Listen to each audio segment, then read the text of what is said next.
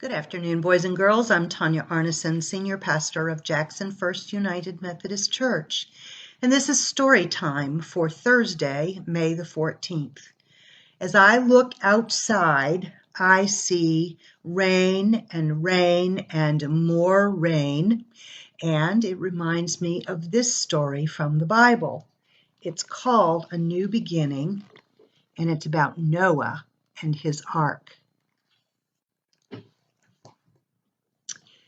Time passed and many people filled the earth. Everyone, everywhere had forgotten about God and were only doing bad things all the time. God's heart was filled with pain when he saw what had happened to the world he loved. Everywhere was disease and death and destruction, all the things God hates most. Now Noah was God's friend, which was odd in those days because no one else was. Noah listened to God. He talked to God. He just loved being with God like you do with your best friend. Noah, God said, things have gotten all wrong. People have filled my world with hate instead of with love. They are destroying themselves and each other. And my world, I must stop them. First, we'll build an ark. Do you know how to build an ark? Neither did Noah. Luckily, God knew, and God would show him. See, there's the plans for the great big ark.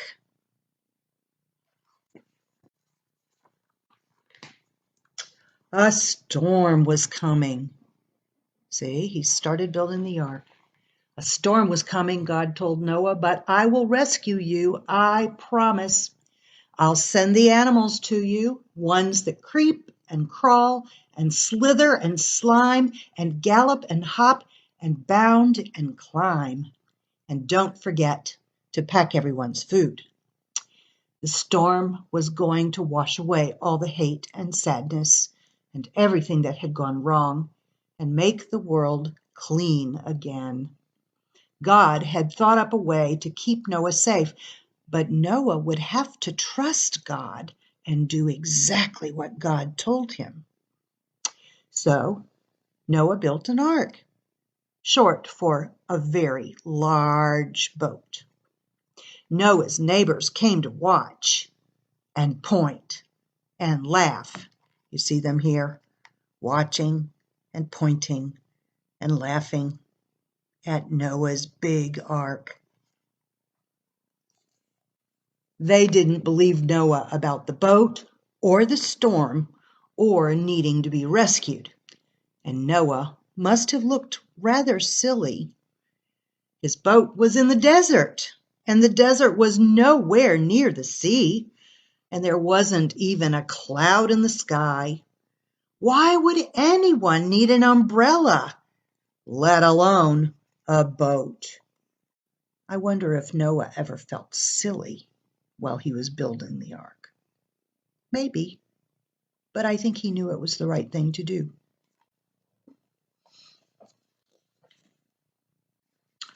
Oh, look at all the animals with happy Noah. Noah didn't mind so much what other people thought. He minded what God thought. So he just did what God told him to do. When the ark was ready, God said, "All aboard!" And Noah's family and all the animals climbed inside. Then God shut the door. Look at all those different animals.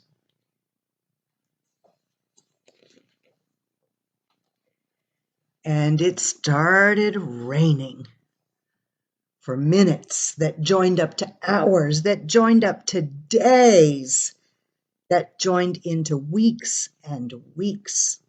And the rain joined up into puddles and joined up into rivers that joined up into lakes that joined up into a flood that covered the whole earth.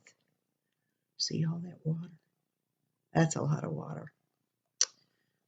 Their boat that had once seemed so big suddenly seemed very small.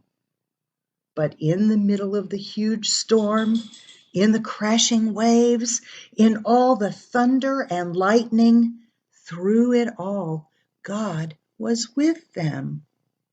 And God kept them safe for 40 long days and 40 long nights. Finally, the rain stopped. The sun came out, and Noah threw open all the windows. Hooray! Everyone shouted. Noah sent his dove out to explore, and it wasn't long before he brought back a fresh olive branch. Everyone knew exactly what that meant. She had found a tree and land. The water was going down. You see the boat right here in the midst of all the crashing waves. I wonder if Noah was frightened. I wonder if the animals were frightened. Sometimes we do get frightened when things.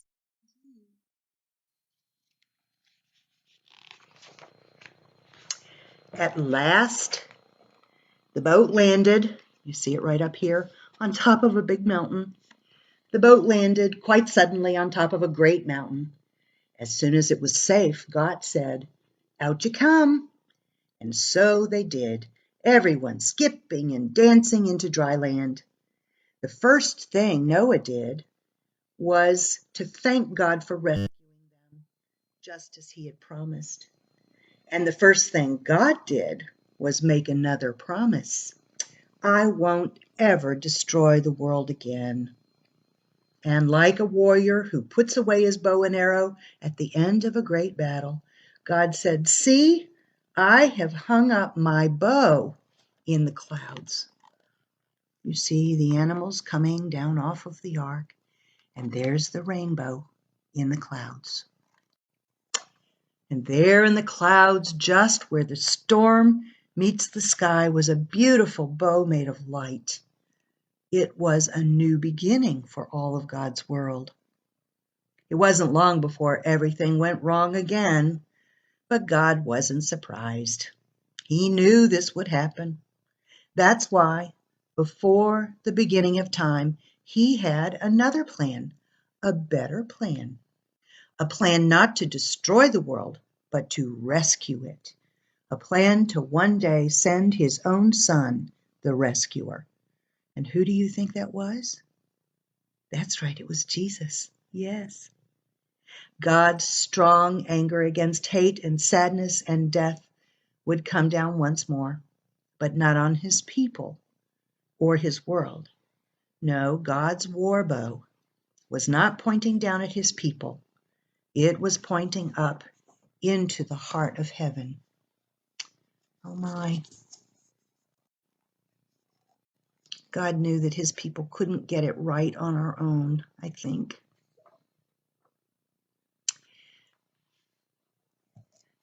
When we're feeling frightened and out of control, especially right now, when there's so many fearful things going on.